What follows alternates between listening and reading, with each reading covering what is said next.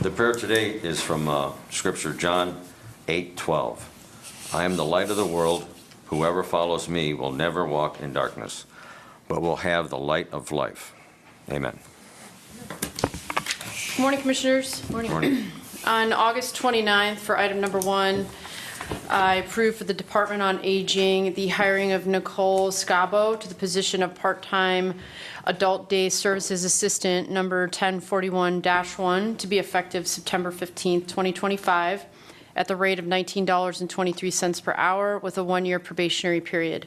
This offer of employment is contingent upon the successful completion of the required pre-employment conditions. On August 29th, I also approved for the Department on Aging the hiring of Mary Ann Fletcher to the position of part-time Adult Day Services Assistant, number 1041-1, to be effective September 22nd, 2025, at the rate of $19.23 per hour with a 1-year probationary period. This offer of employment is contingent upon the successful completion of the required pre-employment conditions.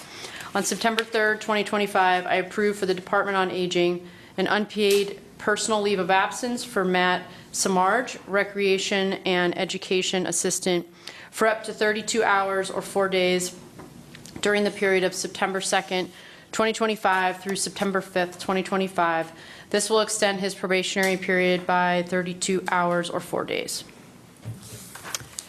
For item number 2, on August 29th, 2025, I approved the appropriations transfer from the engineer's office in their road and bridge fund and a supplemental appropriation from the auditor's office in the general fund to increase the balances of their county real estate tax expense accounts to cover the charges for the second half of the 2025 tax collection and distribution.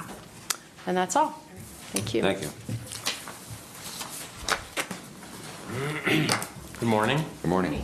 Adrian Gordon with the Commissioner's Office. Today's financials include a supplemental appropriation from the Commissioner's Office in the Building Improvement Fund to cover the encumbrance for the barn roof at maintenance. There's a cash transfer from the Board of Elections from their Election Revenue Fund to the Special Election Fund for monies that are being prepared to be sent back to the Secretary of State from the last special election. And among the vouchers are $125,555.18 from the county engineer to Roniak Paving Incorporated for pay request number 1 of the Butternut Road reconstruction project. I move to approve the financials. Second. Aye. Commissioner Brackey? Aye. Commissioner DeVore? Yes. Thank you very much. Thanks, Adrian. For item number 4, we have Dr. Susan Emmons joining us today. Come on up, Susan, to the table.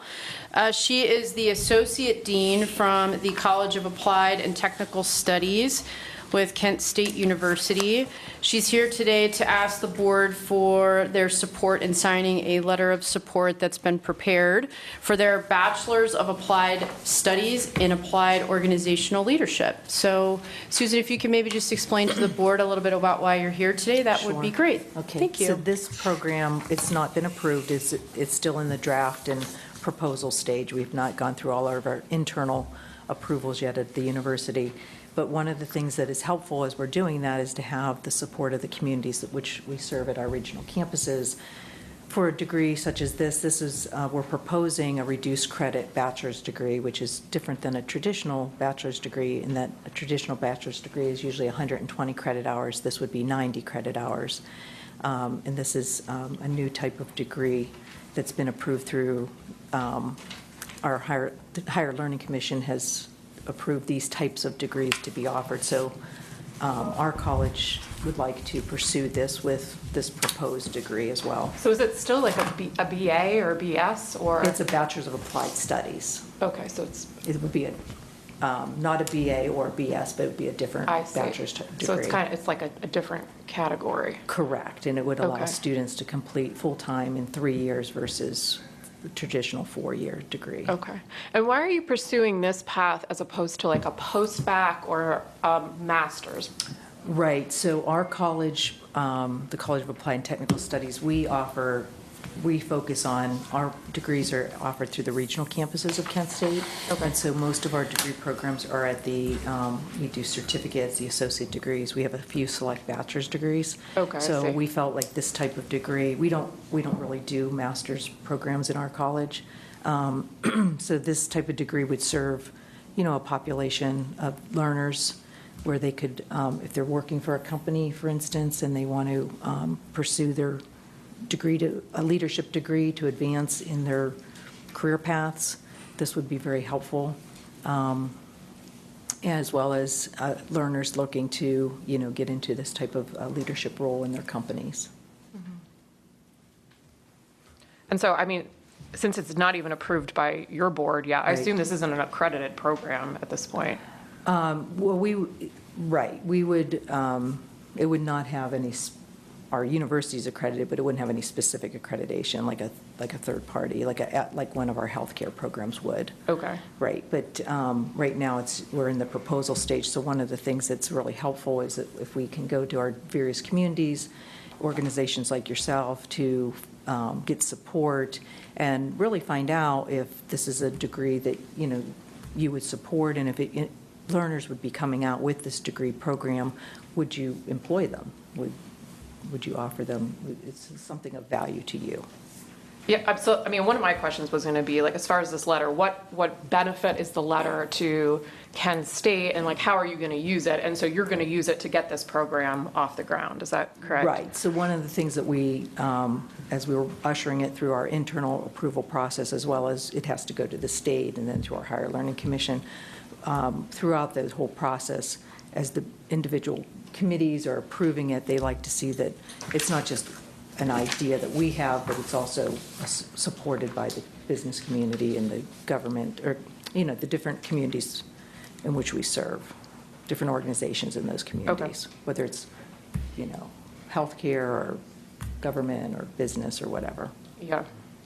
Yeah, I mean, I guess for me, like, it's hard for me to sign off at this letter with, like, what little I know about the program. Like, we don't know the curriculum. I don't know anyone, obviously, who's ever gone through the program. I haven't sat through a class. Right. So, to say, like, I support a reduced credit bachelor's degree program, I'm like, I don't really know. This is my first time I've ever heard of a reduced credit bachelor's Yeah, degree and it's new. program. It's relatively new. There's just been, it was recently approved last September from Higher Learning Commission Okay. for their schools to be able to offer it. A few other states have other learning accrediting bodies like Middle States, and the various different accrediting bodies decide, what type of degrees they're going to approve. Yeah. So it's relatively new for universities within the Higher Learning Commission. Right, yeah, I mean, my sister is in higher ed, and I asked her, hey, what is this? And she had no idea, so that's what I figured it was probably a pretty new Right. program. I mean, I think most of our directors already have bachelor's degrees, correct? So it's hard for me to see why someone would want a second bachelor's degree after. Well, I don't think they'd want a second one. This would be if you didn't have one. I see. This would be, Okay. it wouldn't be for somebody who already has a degree. I It would be see, for somebody who doesn't have a degree. okay, That's, yeah, if you already had a degree, you would probably want to pursue, like you said, a post-baccalaureate or a master's degree program. okay. I don't know, do you gentlemen have any other questions? I'm fine with, preparing a support letter for this program, something that lift up a little bit from, a regular college degree to up it up a little bit. I think it's fine. Yeah, I mean, I'm supportive of you having, other revenue streams generally. But for me, this letter goes further than I'm comfortable signing, just to be fair with you. So I guess I just need to understand, so what areas of education is this going to be like? Is it going to be for? Sure, so this would be, the degree program that we're proposing is applied organizational leadership. So the elements of the degree will be very similar to our traditional bachelor's degree programs in that it has all of the elements of the Kent Core, which is our general education foundation. It'll have all the elements of our upper division requirements of 39 upper division hours that are found in our traditional degree. What we've kind of eliminated is a lot of extra electives in there. And then the core of it will be an organizational leadership type coursework. And But like, which electives have you guys eliminated in this?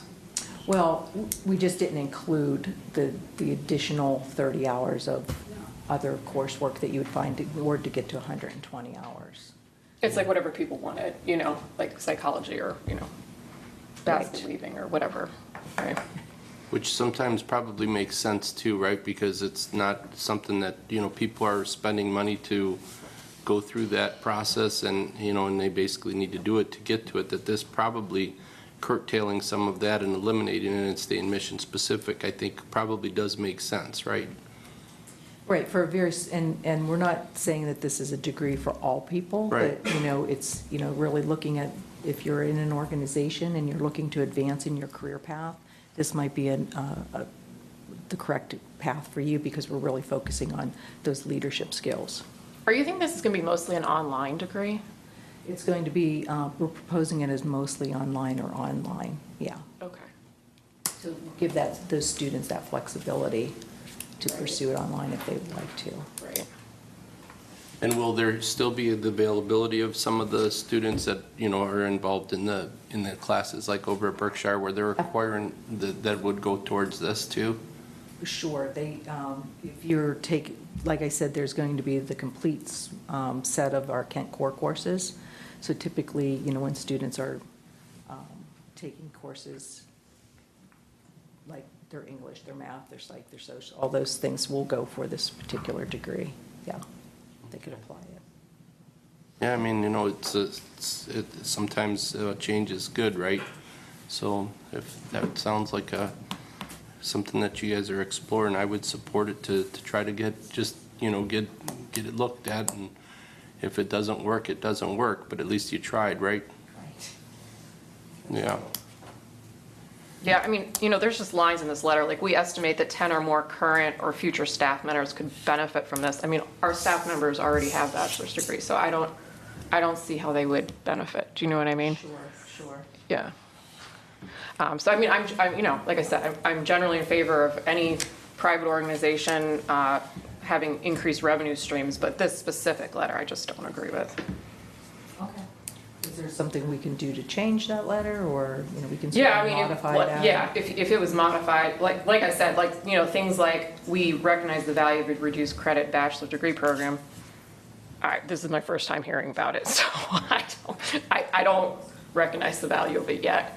I mean, maybe in 10 years after I meet someone that has one, I would recognize that value, but, you know, my experience is just with a traditional bachelor's degree. Right. So if I could send you additional information on it, would that be helpful? It would be helpful in executing a letter, but still not this one. I mean, just to be real with you, like, if I'm not sitting in the classroom, I don't know someone that's been through the program, it's just, like, my personal bar for kind of endorsing this program is pretty high, and maybe unreasonably so. I guess I just feel like there's a lot of, and I don't say this against Kent State personally, but like there's just a lot of people right now that have degrees that are worthless. And so I just think we need to be careful about what we say is a good program and not, because. And again, we haven't launched it, we haven't had I it approved understand. yet, so, Right. you know, that's.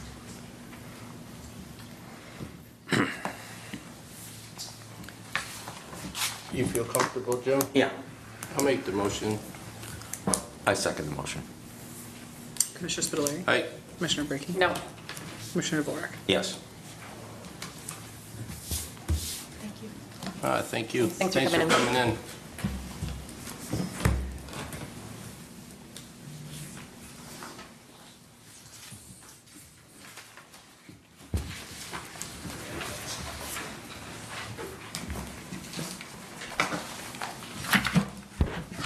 Morning.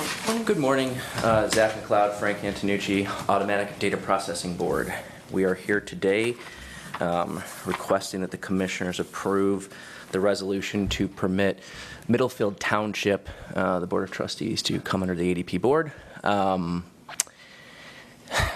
This is an ongoing issue, so I am going to be as careful what I say in public as possible, but they had a very serious cyber breach about 2 weeks ago. It's one that we've never seen before. It was actually really impressive. They contacted us kind of immediately. We advised, went out there, talked to them, reviewed some of the information, and recognized that their existing network is not something they can use going forward. And they just sort of said, please help us. And that started the ball on this then. Okay. Yeah, my question was, what services are you expecting to provide? Because usually you come here and you're like, I don't know, we're just entering a preliminary discussion, but it seems like this is a little more than preliminary, how you're putting out a fire. That is correct, and based on the level of breach that we saw, it would be everything in the IT environment. Okay, so this is a soup to nuts kind of services. Understanding that their current technology environment is fairly minimal anyway. Okay. But yes, it would be everything that they would need because of what happened. Okay, and which of the townships is not under an ADP agreement at this So point? you ask me that every time, and I I sort know, of sit here and because rattle it's stuff. just, we keep adding one, so I'm like, who's left? Because I'm worried about that. Well, this time I did my due diligence and wrote them down. Yeah. Because normally you ask me and I would sit here and start fumbling through. So currently, we have Bainbridge, Auburn, Russell, South Russell Village, Chardon Township, Chardon City, Newberry, Burton Township, Burton Village, Hamden, Ottville, Parkman. We're talking to Middlefield. We've been talking to Huntsburg and Thompson. So that would put Chester, Munson, Troy, who we've also talked to as well. Okay. Was Parkman on that list? Parkman is on that list, Oh, yes. okay, I missed it. Yes, we Okay. have so the board had approved that a month and a half ago or something like Okay. that. We've been onboarding and working with them, and I think we're going out for deployment here soon. We Yeah, I mean, just it finished seems the like Newberry one. between this and Burton Township, I mean, those were serious breaches. Burton Township, Yes. I mean, Burton Township sort of scared us a lot, and then we saw this and thought, well, Burton Township wasn't that bad. Yeah. So, Okay. yeah. Okay. And there's also, so some of this is that response piece, right, and then helping out, and then some of it is, like Newberry, they jumped like, hey, boy, we need to be in compliance in the future here. So a Right. lot of this with the revised code change, what is it, 9.64 or whatever, that goes into effect September 30th. That requires all these entities to have cybersecurity programs and meet certain standards. Right, And right. essentially, none of these townships at that point had that ability to do Okay. that. We will have our entire program approved by the ADP board, hopefully Tuesday of next week. And then I believe it has to come before the county commissioners the following week for approval, so we'll be looking for that on the 16th. Based on the requirements of state law, then, we have to have certain minimal requirements in place by September 30th, which we'll easily meet. And then we have to have our full cyber program done by January 1st of 2026, which we will meet assuming the board approves that on the 16th. So we'll be months ahead of that, and probably one of the first in the state to meet compliance with the revised code section. And then all of the townships, municipalities, and I want to say that the code uses the term special district, would need to be in compliance in July of '26. However, if these entities are under the ADP board, then they're automatically under compliance. So I think a lot of them are looking at that and just Okay. saying, just do this for us, we don't want to do it anymore. Yeah, yeah. Now, we've also seen an uptick with OTARMA in terms of how they represent townships and what their expectations are as well. And the townships are getting inundated with these cybersecurity requirements and everything, and they can't meet them on their own. And then even, Kathy had reached out to Amy and I yesterday and just said, hey, we've now got this Corsa reporting information, and it was basically precipitated by, or fell because of the law change. So we have to get into compliance with that, and again, this will put us all in compliance. Okay. Is there discussion with some of these stragglers that haven't come under ADP, or do they have separate IT? So in terms of, Like Chester et al., whoever the. yeah, Chester has its own IT. Okay. I believe Munson does their own IT as well, but I'm not totally familiar with that environment. So Troy would be the other one that we've been talking to. Okay. The larger ones, we have the legacy larger ones who've been great partners. So you look at Bainbridge or Auburn Right, or Russell, right. that's great. But some of the other larger central, the western ones want to do their own thing. I don't know. That's sort of up to them whether or not they they comply if they're Yeah. not with, No, I if mean, they're I not just with don't, Geauga. I don't want them to just be on their own and then, you're coming forward with another fire you have to put out. So that's just my concern. And that's a great point. And if you look at the size of those, that's not just a, hey, let's run out there and knock out Middlefield in a week kind of a thing. Those are massive migrations. It's a discussion we'll have to have going forward. Okay, very good. Where does the villages and the one city stand with their cybersecurity? So we currently have agreements and support South Russell Village, Burton Village, Chardon City. Right? Yeah. So not Aquila, obviously, anymore, and not Middlefield Village. Okay, So that's it right now. So really, it'd be just Middlefield Village at this point. Maybe the- yeah. got it. But they're pretty technologically savvy over there. Good. So I move to approve item number 5. Second? Commissioner Spudler. Aye. Commissioner Brackey. Aye. Commissioner DeWark. Yes. All right, thank you so much. As I Thank said, you, we'll get guys. documents prepared here in advance in terms of the cybersecurity program, and then I'm, certainly, there's a lot to it, so I'm happy to have a discussion with any of you, just to give you the information before that, because we're talking about, dozens and dozens of boring IT documents and pages. So, thank you. Don't say it boring to Zach. He thinks they're interesting. I know, but we think they're boring, so let's just be honest.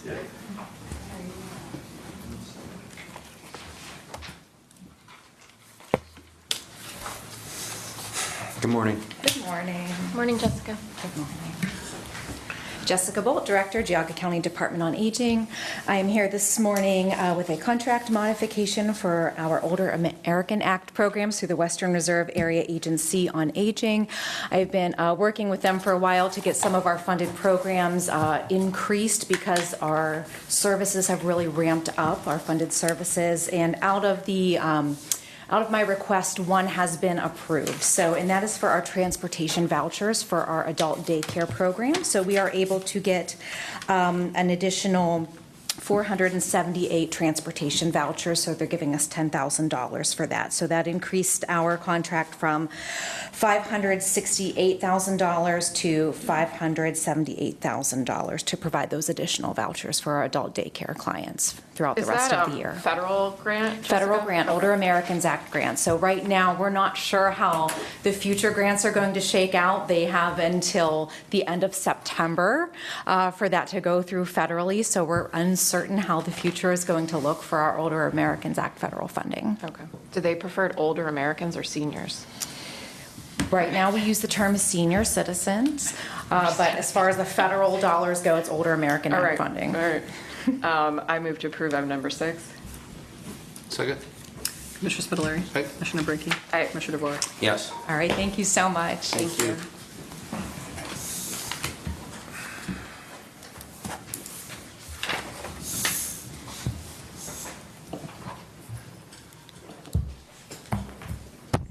Good morning, Morning. Morning, Austin.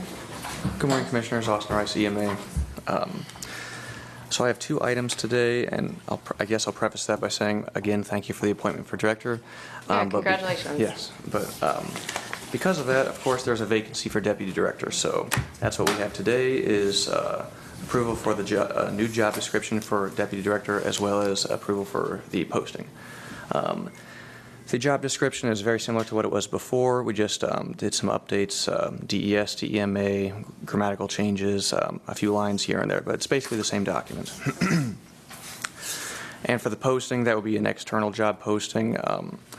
We just thought, there's some good internal candidates perhaps that may apply, but we just want to make sure we're getting the right person for the job. So we'll just go straight to it, forget the middle step, and just go straight there, and we'll see who we get applications-wise.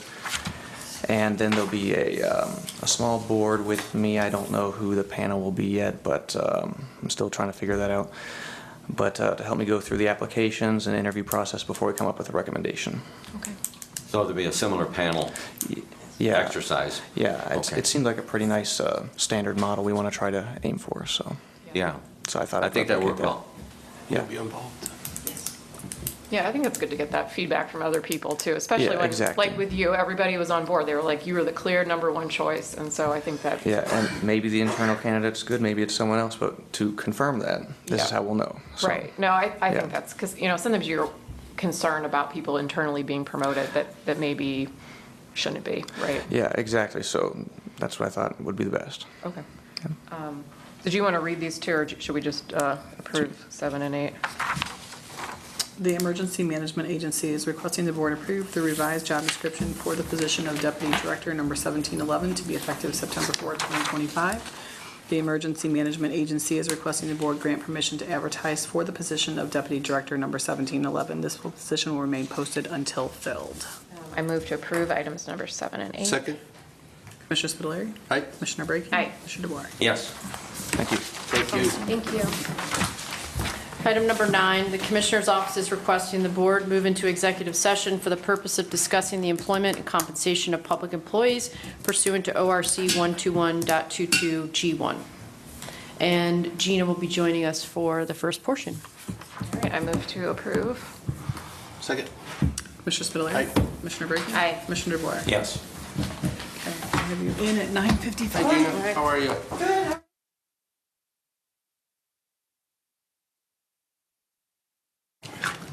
We have action. Yes. We're back from executive session.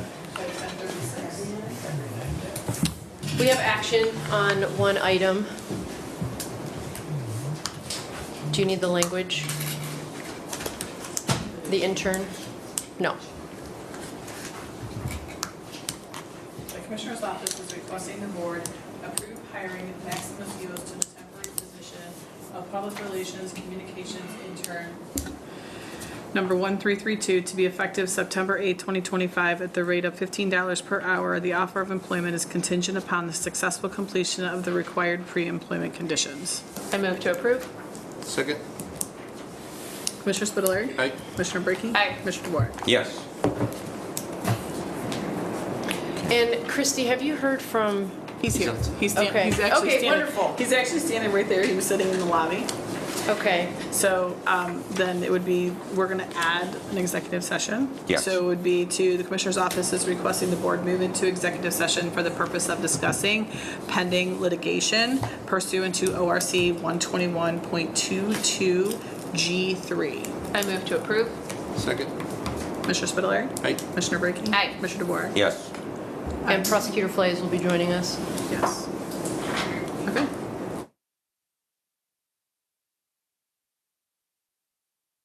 Please.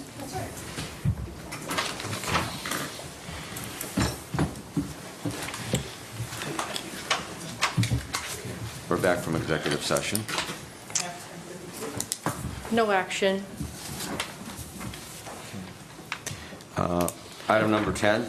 Yes, Commissioners, I just wanted to talk with you briefly about the week session on the 16th. We're going to do our normal session here, deconvene, and then reconvene at the courthouse to give you a walkthrough. So I'm talked with Jarrett yesterday, the owner's rep from NV5, and just kind of getting some of the details. So I think by the end of the week, in my usual email to you at the end of the week, I'll be able to provide an update. I'd like to also open it up to the directors, if you'd be open to that. So just making sure we have enough hard hats, closed-toed shoes, all those kinds of details, that my goal is to provide that to you so that you can come prepared that day for a walkthrough. We'll spend some time, I think, looking at some of the finished spaces to give you a little bit of preview of everything, what some of the more finished areas look like, some of the furniture, accoutrements, if you will, of the building itself, as well as if there's anything specific that you'd like to see, please let me know. We can make the best use of your time. So that's our plan for the 16th. Was there anything else that I missed, Approximate Christy? time frame after the meeting. I think we were saying like 11:30 based on the agenda. Okay. Yeah. So right. if that would work for you. So I just wanted to see if you had any questions or if you have any specific portions of the courthouse that you'd like to spend time seeing. I can then coordinate that with Jarrett. Thank you. No problem. That's all I had. And anything else? Okay. Okay, item number 11, public comment. Diane Jones, Auburn Township. Several weeks back, there was a discussion about, I believe there were 6 possible headings for the Bob Bronze plaque. I imagine down on the first floor of the courthouse, and nothing more has been stated about that, about either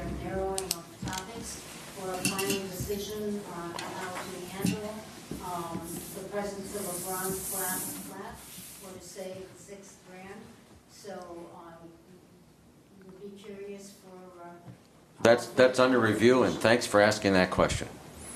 Amy, did you want to add something? I can add. I went ahead, and since we were unable at this point, at least to reach a decision, I went ahead and asked them to submit it as a project credit. So it's about a $6,000 credit back towards the project itself. And then potentially at a later date, we can maybe look at a brass plaque instead of a bronze plaque, which would also save us some additional funds. So it's going to be tabled until later, but for now, it's a credit on the project.